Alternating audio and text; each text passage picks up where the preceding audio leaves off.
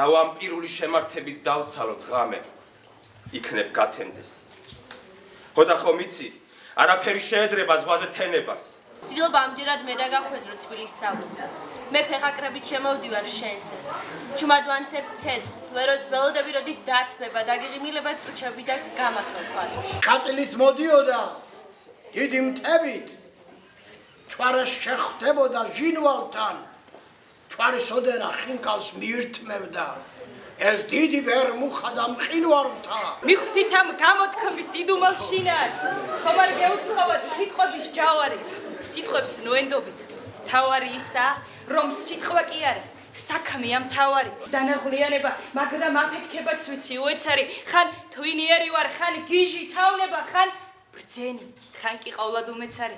დაგელოდები, მე ხომ წასვლა აღარც ვიცდია. მინდა ერთხელაც შენი სუნთქვის სიო მეღირსოს და მე ვიქნები ვინც შემთხვევით გარდაგიცვლია, ან ვინც პირველად დაგიძახებს. ბრავო, რეჟისორ! ისიც ვიცი, რომ ბავშვები დავეხედები მე ქუჩაში მარტო.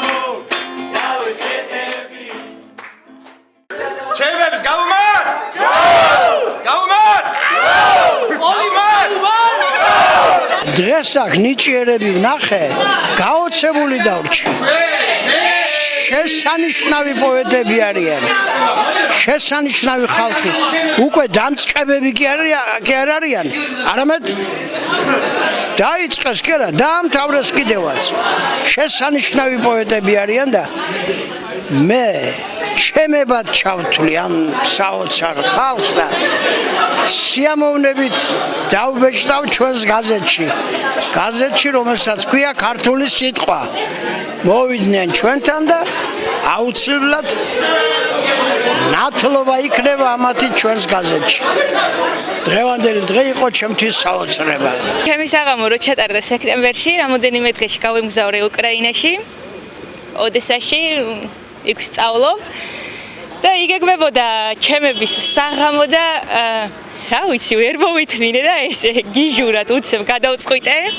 მართლა რამოდენიმე საათის უკან გადავწყვიტე წამოსვლა და ჩამოვედი და ესე პირდაპირ აეროპორტიდან მოვედი ჩემებთან საღამოზე. როგორც თითოეული ჩვენი შეხვედრა გრძელდება ხოლმე და ყალიბდება სიმღერით, ლექსებით, ექსპერიმენტული დადგმებით, ისეთივე საღამო შედგა დღეს.